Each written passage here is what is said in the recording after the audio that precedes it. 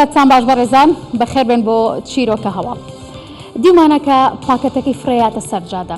دەبەی ئاو قوتوی خواردنەوەکەی لە جەمی سیارەکەیەوە فڕێیاتە دەرەوە،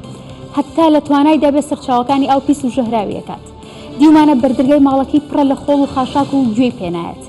یەک تۆسقاڵی دەربەستیەوەی نییە کە درەختێک لە گەڕەکەکەیە لە شارەکەیە بوونی نەبێت. دیومانە و چەندین شتی تریشمان بینیوە. چی بکەین و چی نەکەین، کێ چی بکە، چۆن دەست پێ بکەین تا لە هەوا و ژینگەیەکی باشتر دابژین. ئەمانە پرسیاری بەردەوام و ڕیشەین کە لەسەر پرسی ژینگە و پاراستنی ژینگە لە دنیادا پرسێکی گرنگن و وە بەردەوام باسییان لێواکرێ. لە دنیادا پرسی ژینگە پرسێکی فراڕەهەندە و بابەتێکی سەرپێی نییە، وەکەوەی کە پرسێکی جێگەی مشتوم ڕوو توێژینەوە بە دوواداچوون و هەوڵدان بۆ تێگەیاندنی نەوەی نوێیە بە وشارکردنەوەیانە لەبارەی مەترسیەکانی سەرژینگە و وا مامەڵەی لەگەڵاکرێت. لە کوردستانیش لە پاڵەوە هەموو تێبینانی کە لە سەرەتاوە باسم کرد، بەڵام کەسانێکیش هەن کە لە خەمی ئەم ژینگەیەدان و دەیانەوێت کە هەنگاوێکی ڕیشەیانەتر بنێن لە بوارەکەیە. کەویش دروستکردنی بناغەیەکی پەروەردەیی و ژێرخانێکی پەروەردەی وهایە کە نەوەیەکی ژینگە پارێز و شیار و بەرپرسیار بەرامبەر بە پرسەکانی ژینگە بەرهەم بهێنێت. ئێمە شەو لە چیرۆکە هەواڵ هەوڵێک دەخەینە ڕوو کە دەمانەوێت لە گرنگی و کاریگەریەکانی بەسەر پرسی ژینگەوە لە هەرێمی کوردستان بکۆڵینەوە. کەویش بڕیارێکی ئەنجومەنی باڵای ژینگەی کوردستانە لە پاش کۆبوونەوەیەکی هاوبەشیان لەگەڵ وەزارەتی پەروەردە لە دوای کۆبوونەوەکە بڕیاریاندا کە لەمە دووە ڕێبەری ژینگە لە قوتابخانەکاندا جێگیر بکرێت و لە پاڵ وانەی زانست تاوەکو وانەیەک بخوێنرێت. ژمارەیەک وانەبێژیش بۆ ئەو مەبەستە دەستنیشان بکرێت. تاوتوێن بابەتاکەین لە چیرۆکە هەواڵدا ئەمشەو و بە چیرۆکی کچێک دەست پێ دەکەین کە خۆی تەمەنێکی زۆری نییە و لە خەمی ژینگەدایە. دنیا کچێکی دانیشتووی سلێمانیە، 5 ساڵ زیاترە لەگەڵ ئەندامانی خانەوەتەکەیە پەیامی ژینگەی بڵاوکاتەوە و هەوڵیش دەدات کە پەیامەکانی بە زۆر کەس بگەێنێت. ئەم جاریان لەگەڵ خوشکە بچکۆلانەکەیە چۆتە لای کرێکارەکانی ئەوانی کە لە سلێمانین، کرێکاری بیانین، تا پێیان بڵێ کە پارێزگاری لە ژینگە بکەن و کوردستان بە وڵاتی خۆیان بزانن. بفەرمونون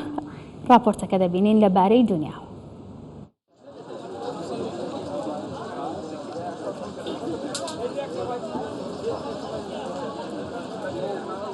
هەر جارە و لە سوچێکی شار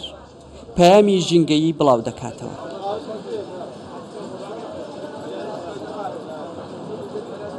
ئەم جارەیان کرێکارە بیانەکان هەڵدەبژێرێت تا پێیان بڵێت وەک بیلبیلەی چاوەکانتان پارێزگاری لە ژینگە بکەن. بێجگەل لەوە حەزەکەم بزانم لێرە چۆن پاکوخایەنی ئێرە چۆن ڕاگرن. هەنووبیا کەمێک کوردی دەزانێت و بە وردی گوێ لە قسەکانی دنیای ژینگە پارێز دەکرێت. بۆنەوەی داهاتوومان زیانی پاشماوەکانی بۆ ڕوون دەکاتەوە گەر فڕێ بدەن. لەشە ساقێ و کللتوری ئێوەم زۆر پێجوانە. ئێوە لێرە ئیشەکان زیاتر گرنگێن بەچی لە پاکوخاوێنەکەیە، ئایا دەستکێش ماوادی پلاستیکی کەم بەکارێنن و دوای خۆتان پاکەنەوە و کەسانی کێن بۆ ئێرە بێگومان ڕەچای ئەواکەن سێرتانەکەم زانن چۆن شتەکان ئامادەکەن. دەستکەسەیە جیل پاک بوو هەیە، خۆی پاکیگا هەیە، خۆردانم پاک بوو، باشگا هەیە، هەر خراپ نەبوو. هەنی سەرباری بچووکی تەمەنی حەزی بە پارێزگاری لە ژینگەیە. هەندێک جار وەک هاودەمی دنیا پەیامی ژینگەی بڵاو دەکاتەوە. سڵاوتان لێبێت، ئاسەیە دەنشین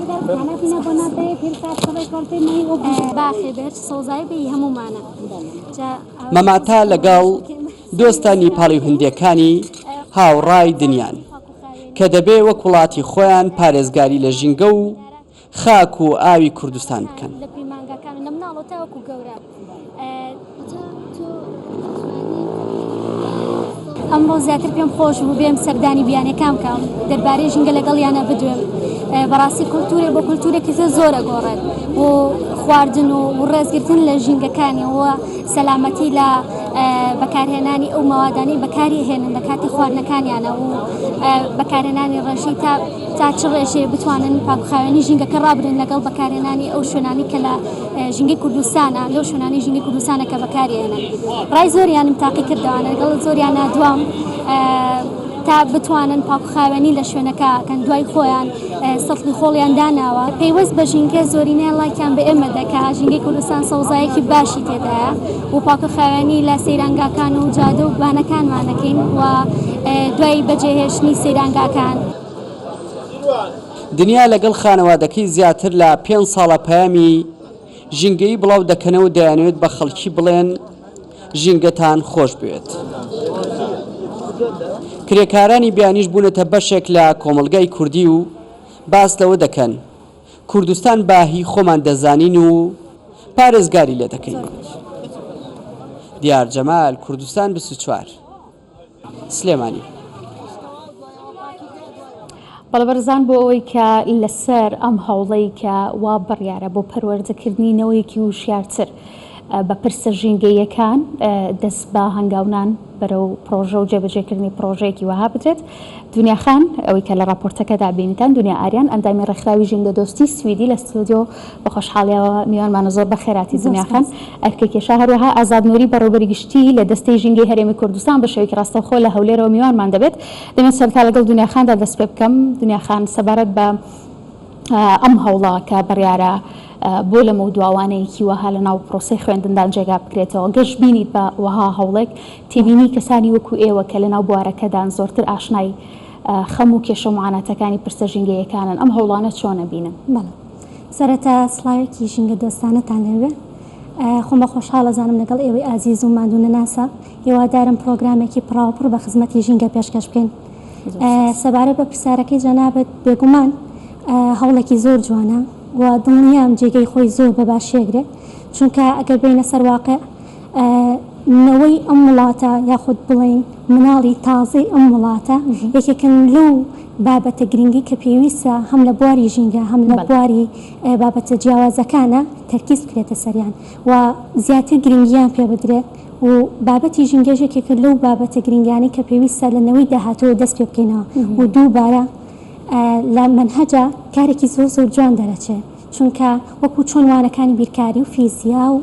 هەموو بابەتانی کە هەیە لە قوتابخانەکان و فەرزە بخوێنرێت بە یەکێک بێ ژینگەش یەکێک بێ لەو منهەجانی کە لە هەفتەیەکە 4 جار 3 جار بخوێنرێت و مامۆستای تایبەت بەخۆی هەبێت کە بە ئەکادیمی خوێندبێتی بۆی. باشە ئێوە هیچ کات چونەتە قوتابخانەکان ئەزمونتان هەیە لەگەڵ قوتابیان بزانن کە و تێگەیشت بێتن کە استیعابی مناڵان بۆ بابەتانە چۆنە بۆ نونە کاتێک کە ڕێکخراوێک کەسانێک دەچنە لایەن قسەیان بۆ دەکەن لەباری پرسە ژینگەیەکانەوە ئەوان بۆن کاردانەوەیان چۆنە؟ بەڵێ خۆمان وەکو ڕێکخراوی ژینگە دۆستی ئەندامی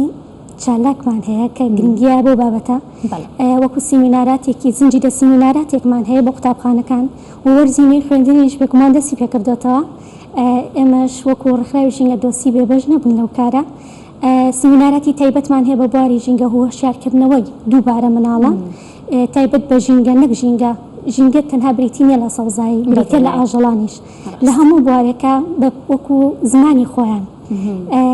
توانیمانە هۆشیاریان بکەینەوە وەکو باشە من بە فرسەت هێزام ینی شتێک بپرسم ئێمە زۆر کات بە وتە و بە قسە پرسیار و کۆمەڵێک گشتی هەیە ڕەنگە بەزارێکی بە مناڵانی بڵێن بنمونە پێویستەکە ژینگەی خۆمانمان خۆش بێت پاک و خاوێنی ڕابگرین بەڵام بۆی کە ئەمە بکەین بە فعلی پێویستی بە کۆمەڵێک میکانیزم هەیە ئەمەوێت لە ڕێگەی ئێوە ئەو میکانیزمانە بە خەڵک بناسێنین کات چۆن ئەمەی کە مناڵێک فێر بکەی یان گەنجێک فێر بکەی کە ژینگەکەی بپارێزێ ئالێت و میکانیزمەکەی چۆنانی بە چەند ڕێگای ئێمە توانین ئەم شتە بکەین؟ ڕاستە ئێمە وەکو ئەندام ئەگەر بڵێیت چەند کەسێک بە دەستی بە پەنجەی دەست بژمێردێن ناتوانانی ئەو هەموو ڕۆڵەی ئەم خاکە فێرکی کە ژینگەکەی خۆش بێت. ئەکید دایک و باوک یەکێکە لەو بنچینانەی کە پێویستە لە سەرەتاوە ئەو مناڵی کە جیلێک تەنها بۆ ماڵکی خۆی دەستەبەر ناکە جیلێکە خاتە کۆمەلگاوە تۆ ئەم جیلە تا چ ئاستێک ئەتوانی سەقافەتی پێ ببەخشی بۆ خۆشویستنی ژینگەکەی بەڕاستی پێویستە ژینگەکەت خۆش بوێت بەمانەی کەلیمە خۆشت بوێت و پارێزگاری لە کێو و چاوەکانی خۆت و چۆن دایکت لە ماڵەوە ناهێڵێت کاغەزە لەسەر زەویەکە بکەوێت تۆ کاتێکە لە هەنگاوە نەیتە دەرەوەی دەرگای حوشە و پێویست ئەو مڵکی گشتیکەی هەمومانە بیپارێزین بێجگە لەوەی کە ئێمە زۆر ئەو هۆشیاریین کە تکایە مادەی ئەوکو دەبەی پلاستیک یاخۆ زەرفی نایلۆن کەم بکرێتەوە گرنگی بۆی کە مناڵان لاانە زۆریان حەز بەم بابەتە بێت بابەتی ئەوەی کە لە ڕۆژی لەدایکبوونەکانتانە بێ لەوەی کێک و ئەم بابەتانە کە بۆ ڕۆژ ئەلمینات بەکارەهێنرێت نەمامێ بچێنە بۆ ئەوەی دواتر جیلێکی تر لەژێر سەبەر و بەروبوومەکەی سوودی لێ ببین. زۆر باشە دەچمە لای کاگازاد نووری بەڕێوەبەری گشتی لە دەستەی ژینگەی هەرێمی کوردستان. کاگازاد سوپاس بۆ ئامادەبوونە دەمەوێت لەوە دەست پێ بکەم کە دنیا خانی ژاماژەی پێیا پرسە ژینگەیەکان ڕەنگە بە تەنها پاراستنی ئەو سنوورە یانە و چوارچێوە جوگرافیە بچووکە نەبێت کە ئێمە یان مناڵەکانمان تیانە ئاژین کەواتە ئەم هەوڵەی کە ئێستا دراوە لە ڕێگەی دەستە و ئەنجومەنی تایبەت بە ژینگەوە لەگەڵ وەزارەتی پەروەردەیە چەند ئەوەندە گشتگیرە و تا چەند جێگای هەموو ئەو جوهدە و هەوڵانە دەگرێتەوە کە دەکرێت خەمێکی گشتی یان پرسێکی گشتی بن لە بابەتی ژینگەیی و فێرکردنی نەوەی نوێ بە خەما ژینگەیەکان.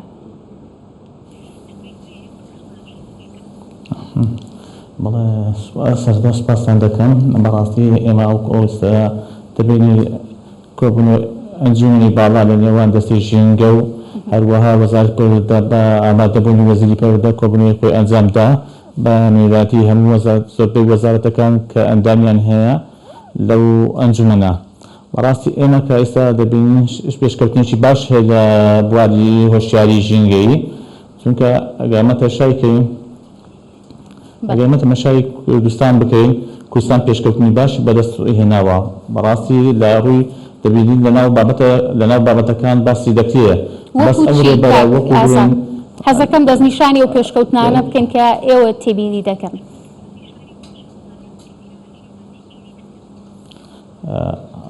حەفڵم پرسیارەکەت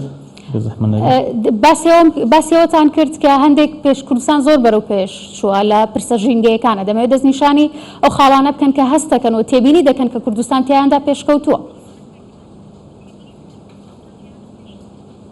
بەڵێ ئێستاما خۆشبەختانە حکوومەتی هەرێمی کوردستان بەشدارە لە چەندین مؤتەمەڕاتی دووەریە هەروە ئەو مؤتەمەڕاتانەش دەبینین ئەگە تەماشا بکەین مؤتەمەڕی ستۆکهۆڵم لە ساڵی 1972 دەستی پێکردە باسی پەروەردەی ژینگەیی دەکات هەروە هەموو مؤتەمەڕەکان یەک لە دوایەکان باس دەکات ئەگە تەماشا بکەین حکوومەتی هەرێمی کوردستان سوودی لەم بابەتانە بینیوە بەڕاستی بۆ نمونە ئێستا تەماشا بکەین لە بابەتی گۆڕانکاری کەشوهەوایە لە بابەتی زۆر بابەت هەیە کە دەستەی ژینگە پێشکەوتنی زۆر بێدەست هێناوە دەستێک لەوانش کە ئەو ڕێبەرەی کە باس دەکەن ڕێبەری ژینگەی لەناو قوتابخانەکاندا دەورە لەو مامۆستایان دەکرێتەوە ئەوەش یەکێکە لەو بابەتانەی کە باس دەکەین دۆ نمونە هەموو سێکتەرەکانی ژینگەی لەخۆ دەگریتەوە وەکو گۆڕانکاری کەشوهەوا ئاو هەوا خاک زیندەوەران مەجۆری زیندەوەران هەروەها ڕاهێنانی قوتابیانەشە کەمە بۆ نمونە ئەو قوتابیانەی کە دەبێت بەرچاوڕوونیان بەرچاوڕوون بوون چونکە ئێمە دەزانین هۆکاری سەرەکیی زمینی ژینگە لەگەڵ کارادێنە سەر ناوەڕۆکی نامیلکەکە و میکانیزمێکی و ئیشتان پێکردەوە بەڵام لە هیچ کامدا ڕوونکردنەوەکانە کات و دەستنیشانکردنی کات نکراوە بۆ جێبەجێکردنی بڕیارەکە دەمەوێت لە ئێوە بپرسم بۆم ساڵی خوێندن دەست بە جێبەجێکردنی ئەم بڕیارە ئاکرێ؟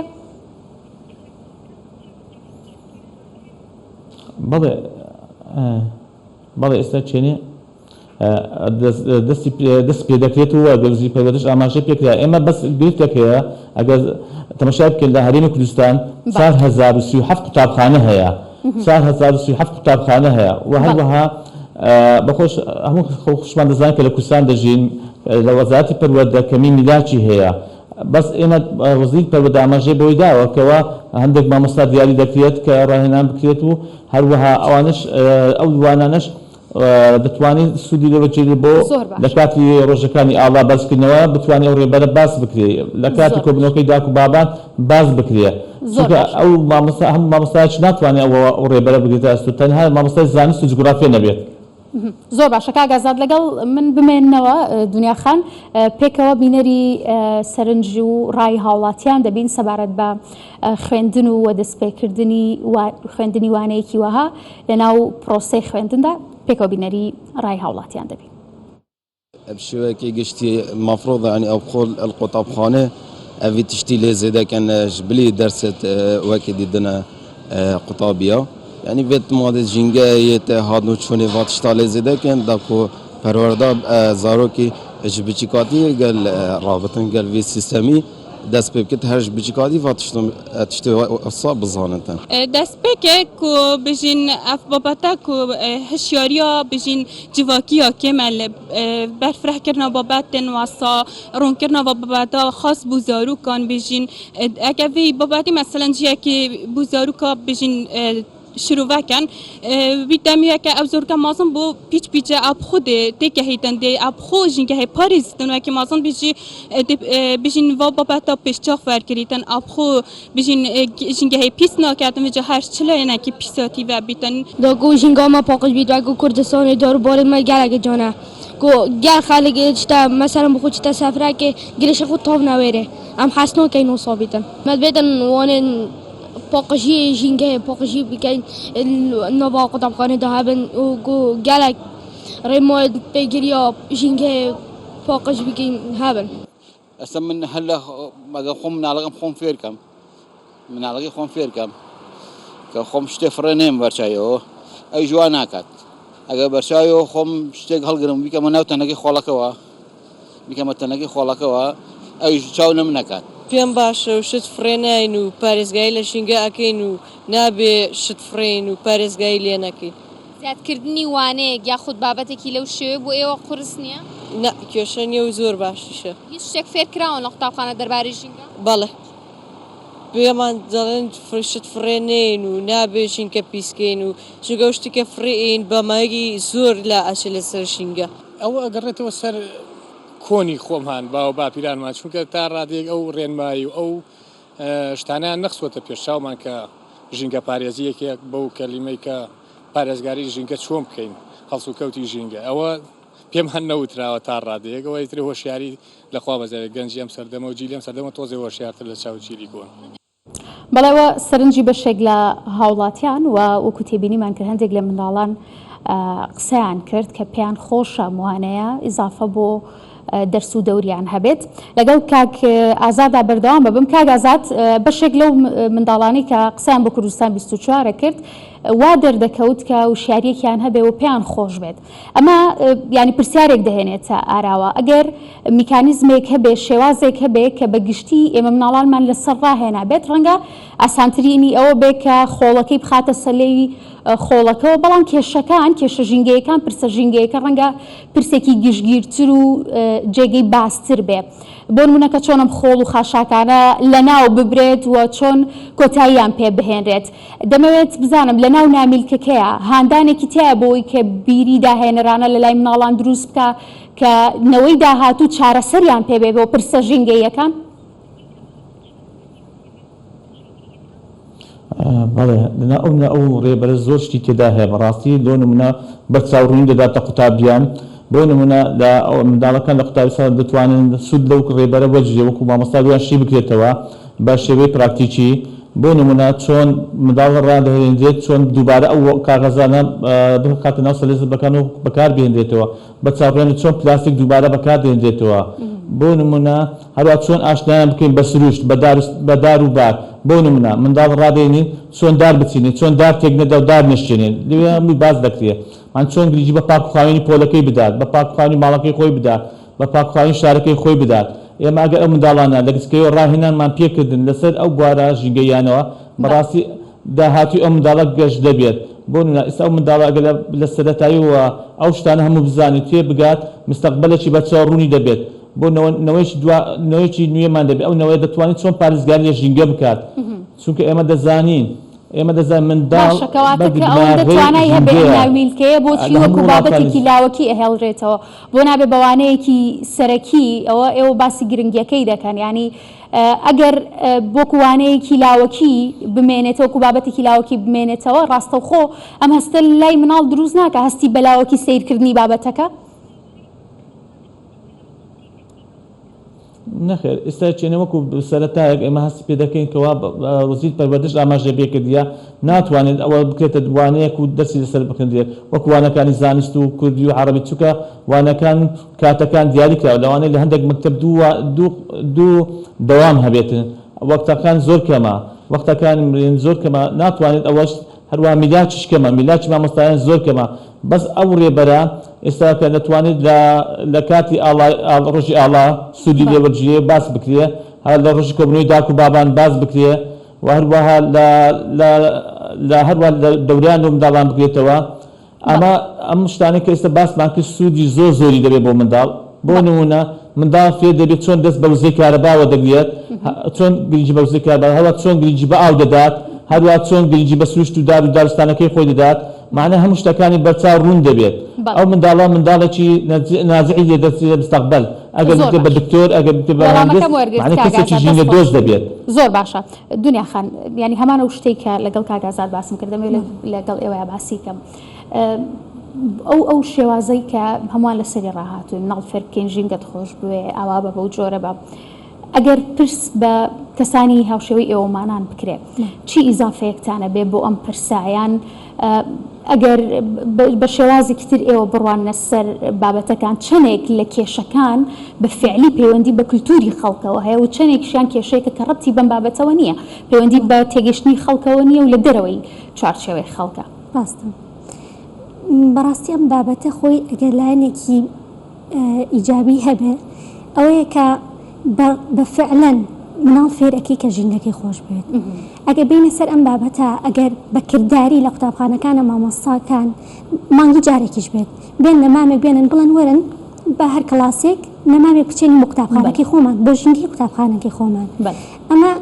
یەکێکە بێت لەو فکرەی کە ئەو مناڵە کە گەورە ئەبێت بێگومان لە مێشک و لە خەیاڵی ئەمێنێتەوە ئەڵێ من بە مناڵی کارێکی وان کردو ئەی بۆ لەسەری بەردەوام نەبم ئەی بۆ زیاتر پەرە بە تواناکانم خۆم نێم دەربارەی ژینگە ئەستا زۆرە لە مناڵان دەستی وێنە کێشانیان هەیە خۆمێکێک من لەو کەسانی کە خزمەتم بە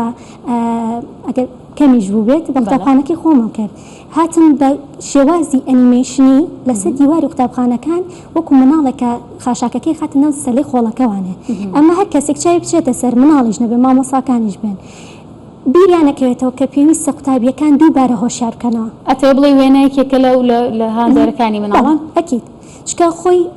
مناڵ ئەگەر بڵێنەڵی حەزی لە ڕەنگەکانە حەزی لاانە بەهرەی زۆری هەبێ بەڵام کەس نییە دەستی بگرێن